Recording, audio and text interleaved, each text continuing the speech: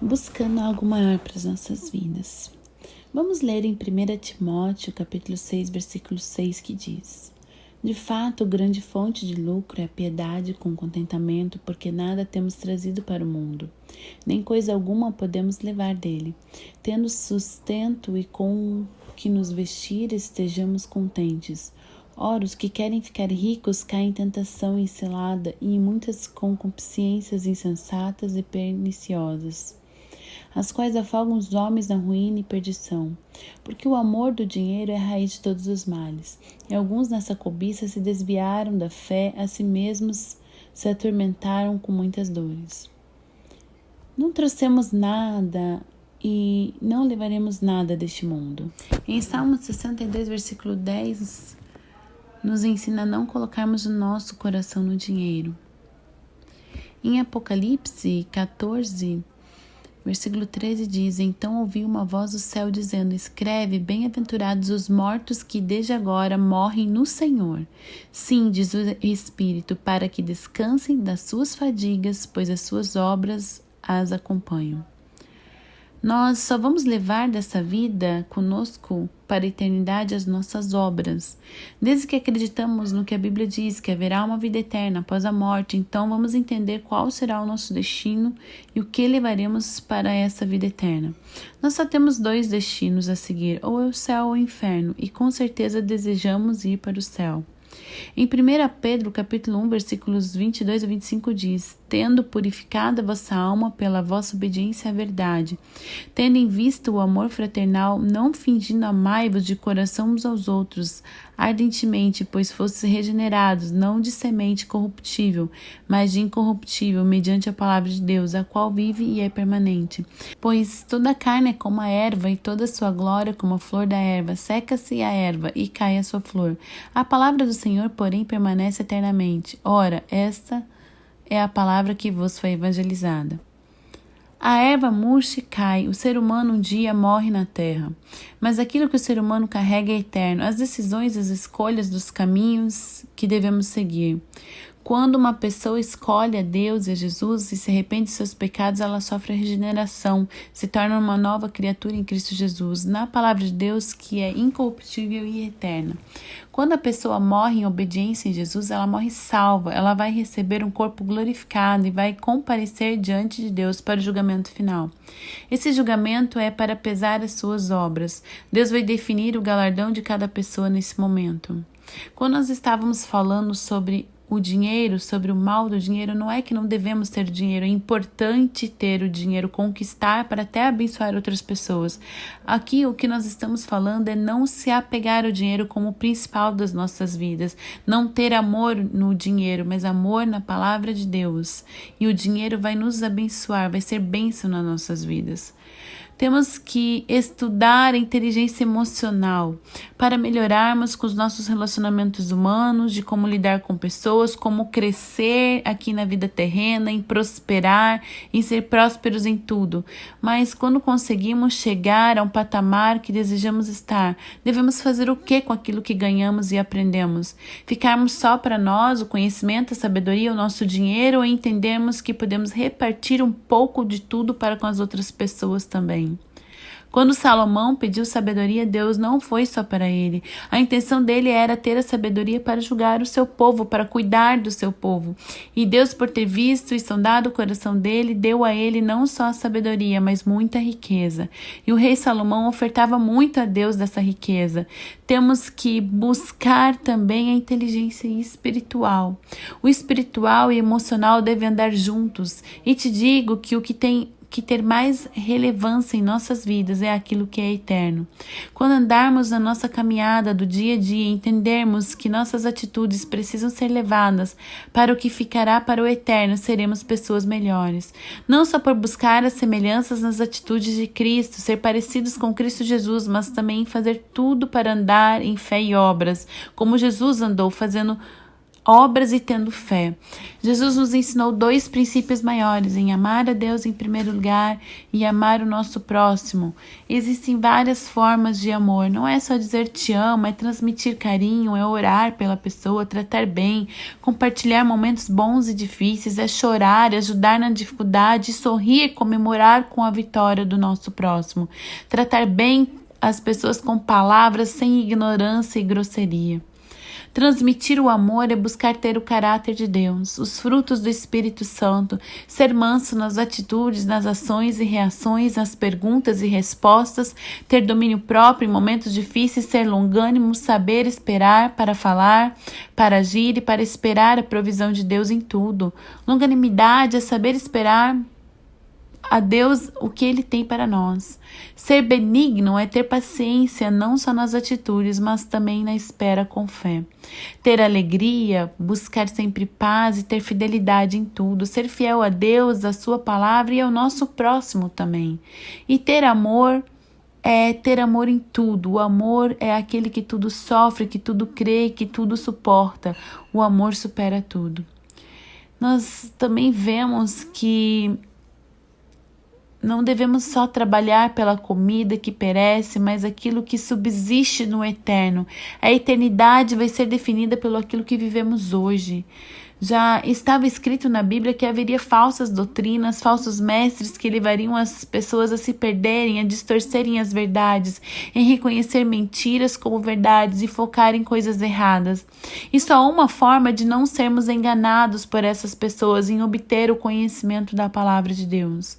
Quando entendemos a verdade da palavra de Deus, o Espírito Santo não nos deixará enganados, mas temos que entender uma ordem que não é uma sugestão e nem um conselho, mas uma ordenação que Deus deixou para nós em Colossenses capítulo 3, versículo 16, que diz: habite ricamente em vós a palavra de Cristo, e instruí-vos e aconselhai-vos mutualmente em toda sabedoria, louvando a Deus com salmos e hinos e cânticos espirituais com gratidão em vosso coração.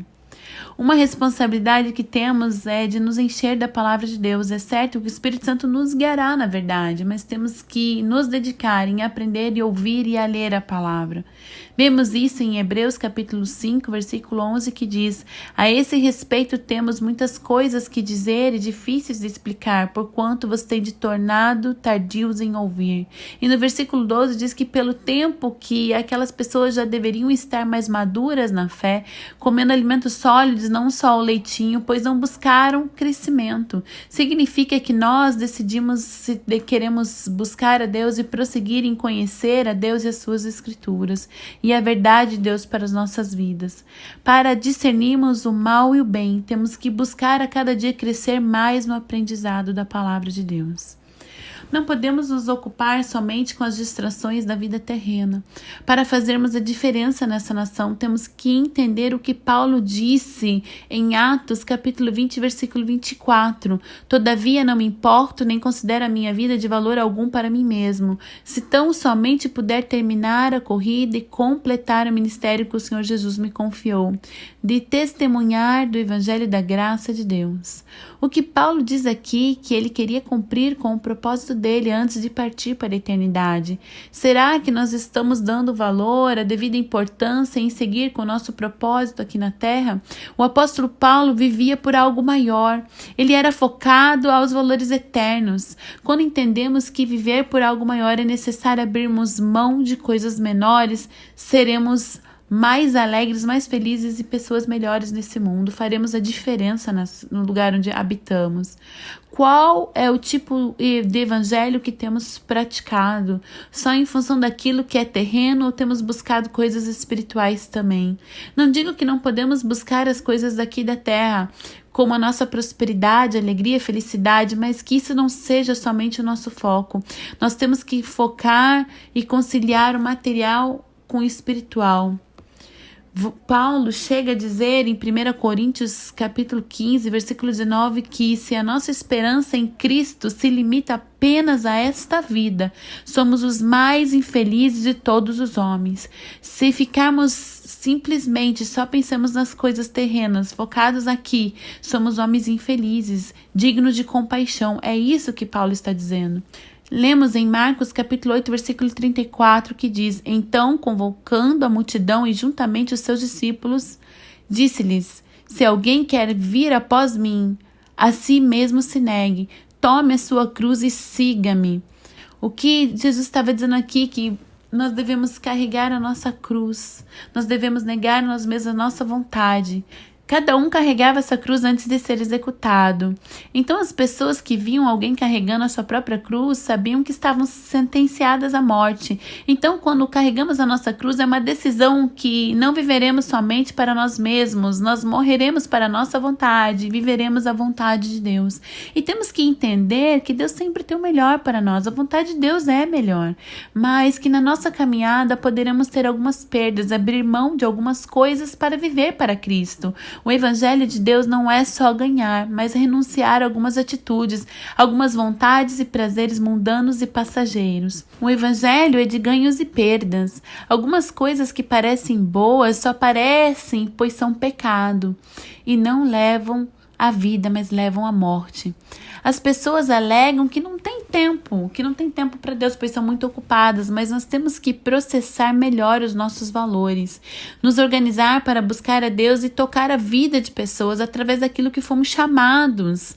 Não estou falando que você deverá viver em tempo integral para a obra de Deus. Alguns viverão, mas outros não, mas todos nós temos que pregar o amor de Deus com as nossas vidas, com aquilo que fazemos.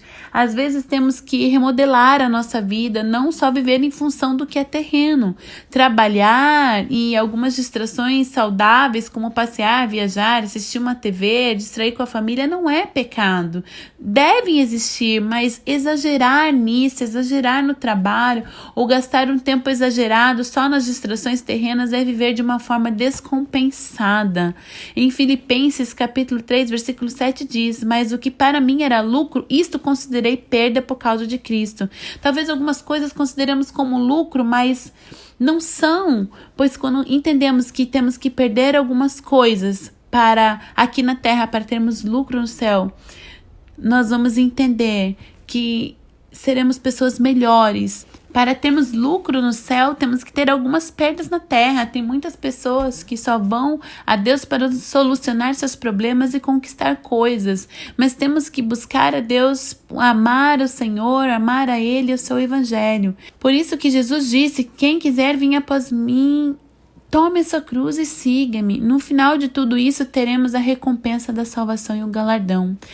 Galardão é aquilo que receberemos no céu pelas nossas obras. Entenda, pela fé e graça, todos que recebem a Jesus e vivem em obediência à palavra de Deus são salvos. Mas o galardão é a recompensa por aquilo que você faz aqui na terra, pelas suas obras, aquilo que você faz por Deus e pelos outros. Vamos sair da nossa zona de conforto e vamos buscar mais o Senhor e a compartilhar desse amor que Ele tem nos ensinado. Que possamos dividir o que Ele tem nos dado da forma correta. Que entendamos que tudo que semeamos aqui colheremos. Pessoas cheias de amor de Deus levam isso a outras pessoas.